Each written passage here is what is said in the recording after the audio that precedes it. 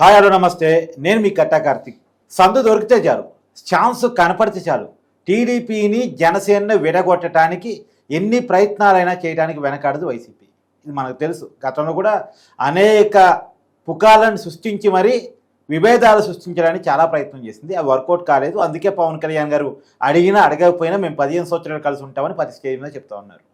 ఇప్పుడు కొత్తగా శ్రీకాళహస్తిలో రాయుడు అలియాస్ శ్రీనివాస్ కోట వినుత అనే Janasena Srikalahasti in charge car driver cum PA, అతని హత్య కేసు ఇప్పుడు ఎంక్వైరీ జరుగుతోంది. తమిళనాడు పోలీసులు ఎంక్వైరీ చేస్తున్నారు. నిజానికి ఆంధ్ర పోలీసులు కూడా కాదు, తమిళనాడు పోలీసులు ఎంక్వైరీ చేస్తున్నారు. ఎంక్వైరీ ఇంకా ముగియలేదు, వాస్తవాలు బయటికి రాలేదు. కానీ వైసీపీ మీడియా మాత్రం తమనుకున్నటువంటి ప్రచారాన్ని ముందు తీసుకొచ్చే ప్రయత్నం చేస్తూ ఉంది. శ్రీకాళహస్తి ఎమ్మెల్యేకి ఈ హత్యకి లింకు పెట్టి జనసేనకి టీడీపీకి బంధాన్ని తెగొట్టాలని తీవ్రమైన ప్రయత్నం చేస్తూ ఉంది. ఏదో ఎమ్మెల్యేనే వెనకాలను చేపించాడని, ఎమ్మెల్యేకి కోట వినుతకున్న గొడవలే దీనికి కారణమని ఇలా వాళ్ళు ఇస్తా వచ్చిన కథనాలు అల్లేటువంటి ప్రయత్నం చేస్తూ ఉంది. దీని మీద మాట్లాడుకునేటువంటి ప్రయత్నం చేద్దాం. నాతో ఉన్నారు ప్రముఖ రాజకీయ విశ్లేషకుడు డివి శ్రీనివాస్ గారు. సార్ నమస్కారం. సార్ నమస్తే. సార్, కోట వినుత కారు డ్రైవర్గా పనిచేస్తున్నటువంటి రాయుడు అలియాస్ శ్రీనివాస్ హత్య అనేటువంటిది నిజానికి తెలుగు రాష్ట్రాల్లో సంచలనమైనటువంటి హత్య. దీని చుట్టూ చాలా కథలు అల్లుకులో వస్తున్నాయి. సహజంగా హత్య కేసు అన్న తర్వాత మీడియాకు ఉన్నటువంటి ఆతృత మీకు తెలియంది కాదు, మీడియాలో ఉన్న వాళ్ళు. అయితే ఇప్పుడు దీంట్లో కొన్ని కథనాన్ని క్రియేట్ చేసి టీడీపీ జనసేన మధ్య విభేదాలు సృష్టించే ఒక ప్రయత్నం జరుగుతోంది. ఎలా చూడాలి వస్తున్న కథనాలని ప్రచారాలని? అంటే ఇదొక కిరాతక హత్య. ఏది ఇప్పుడు ఆ డ్రైవర్ కమ్ పిఏ మీరు అన్నారు రాయుడు అలియాస్ శ్రీనివాస్. అవును. ఆ హత్యలో మరి నిందితులుగా ఇవాళ చెన్నై అక్కడ తమిళనాడు పోలీసుల అదుపులో ఉన్నది మరి కోట వినుత దంపతులు. ఇప్పుడు దీన్ని హత్య కోణంలో చూడాలి. అంతే తప్ప దీనిలో రాజకీయ కోణంలో చూడాలంటే ఎప్పుడు చూడొచ్చు? మృతుడు గనక వేరే పార్టీ అయితే, హంతకుడు ఒక పార్టీ అయితే, మృతుడు ఇంకొక పార్టీ అయితే ఇది రాజకీయమా ఏమన్నా ఉందా అనుకోవచ్చు. ఆ మృతుడు ఈ కుటుంబం దగ్గరే 10 ఏళ్లుగా పనిచేస్తున్నాడట. ఇప్పుడు రాయుడు వినుత దంపతుల దగ్గర ఎన్నేళ్లుగా పనిచేస్తున్నాడు? ఇప్పుడు అబ్బాయి వయసు 22, 23 ఏళ్ళు అన్నారు. అతను 12 ఏళ్ల వయసులోనే వీళ్ళ దగ్గరికి వచ్చాడని.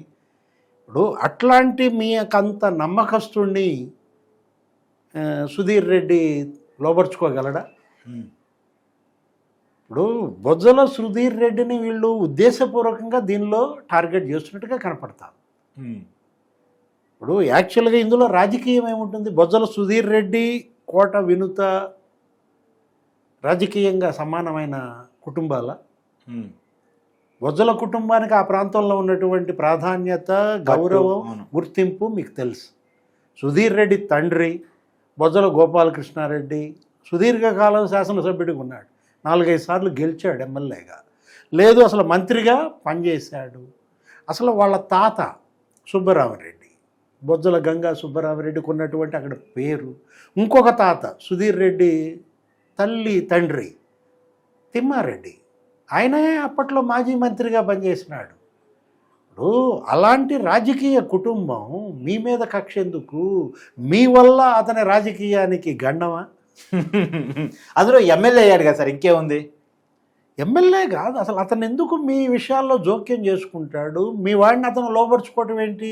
మీ వల్ల ఆయన ఉనికికి ఏమన్నా మనుగడ రాజకీయంగా ఏమన్నా గండం వస్తుందా?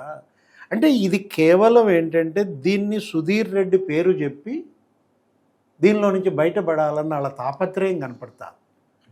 వినుత లేకపోతే ఆమె భర్త సుధీర్ రెడ్డి పేరు ప్రస్తావించారంటే కారణం అదే కనపడుతుంది. దీన్ని అడ్డం పెట్టుకుని జగన్మోహన్ రెడ్డి లేకపోతే ఆయన సోషల్ మీడియా, ఆయన మెయిన్ స్ట్రీమ్ మీడియా ఏం చేస్తున్నారు? అసలు జనసేన అసలు అలయన్స్లో చీలికలు తేవాలని పవన్ కళ్యాణ్ దీనిలో తీసుకొచ్చి వీళ్ళు ఈ విషయం ముందే పవన్ కళ్యాణ్కి చెప్పినట్టు, ఆయన ఏదో రాజీ చేస్తానన్నట్టు, డబ్బులు ఏదో ఇప్పిస్తానన్నట్టు కాక్ అండ్ బుల్ స్టోరీస్ కథలుగా అల్లుతున్నారు. మామూలు కథలు కాదనమాట. అసలు కథలు చెప్పడంలో వీళ్ళ తర్వాతే. ఇప్పుడు మేము చెప్పాం, ఈమె ఒక 2 నెలల క్రితమే ఒక స్టేట్మెంట్ ఏదో ఇచ్చింది వినుత. ఏమని ఇచ్చింది? ఆ డ్రైవర్కి మాకు సంబంధం లేదు, ఆ రాయుడు అతను ఈ విధంగా ఏదో తప్పుడు పనులకు ఏదో పాల్పడుతున్నాడు. జూన్ 15వ తారీఖు ఇచ్చింది సార్.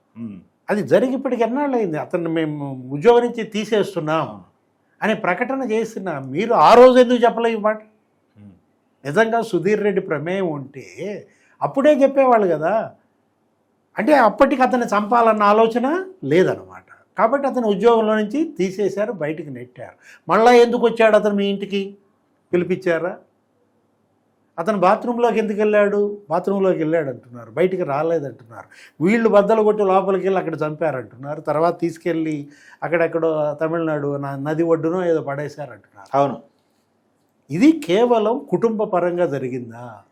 మీకు అతనికి మధ్య లావాదేవీలు డబ్బు పరంగా ఉన్నాయా, కుటుంబ పరంగా ఉన్నాయా, బెడిసి కొట్టిందా, మట్టు పెట్టారా? అంటే ఒక హత్యని లేని రాజకీయానికి అంటగట్టి రాజకీయాన్ని దానిలో మరి ముసుగేసి దానిలో నుంచి తప్పించుకొని ప్రత్యర్థిని టార్గెట్ చేయాలన్న ఆ కుట్ర కోణం జనానికి తెలియకుండా ఉంటుందా? అంటే ఇప్పుడు దీన్ని అడ్డం పెట్టుకుని అసలు వీళ్ళు మామూలుగా చెలరేగిపోవటంలా ఏమని జనసేన మిగతా ఇన్ఛార్జీలు జాగ్రత్త, మీకు కూడా ఇదే పరిస్థితి, వినూత పరిస్థితి ఎదురయ్యే అవకాశం ఉంది, 21 మంది ఎమ్మెల్యేలు మీరు జాగ్రత్త, చిల్లవలు పలవలుగా వీళ్ళు. అంటే దీన్ని అడ్డం పెట్టుకుని ఏదో రకంగా వాళ్ళ ఐక్యత దెబ్బతీయాలి. తెలుగుదేశం, జనసేన, బీజేపీ అలయన్స్ని ఏదో మరి భగ్నం చేయాలన్న వాళ్ళ తాపత్రయం చూస్తే జాలేస్తారు.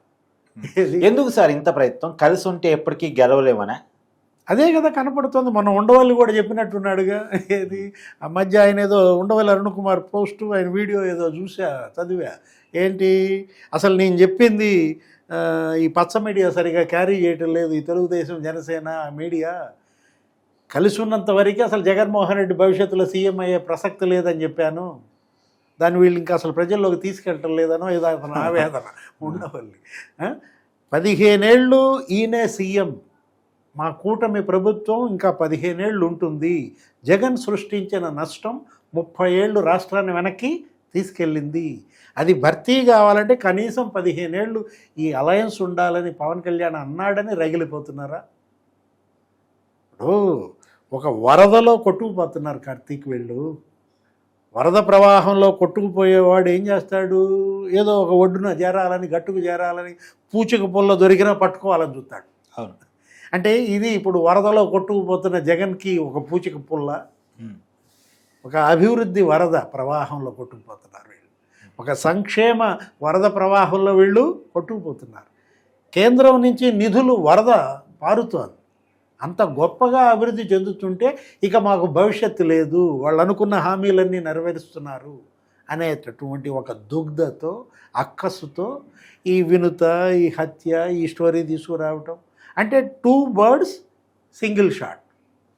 ఏంటి, ఒక దెబ్బకి 2 పిట్టలు కొట్టాలా? ఇటు టీడీపీని కొట్టాలి, సుధీర్ రెడ్డి పేరు చెప్పేసి కువిద పొత్తుని చెదర్చాలి, ఈ హత్యను చూపించి.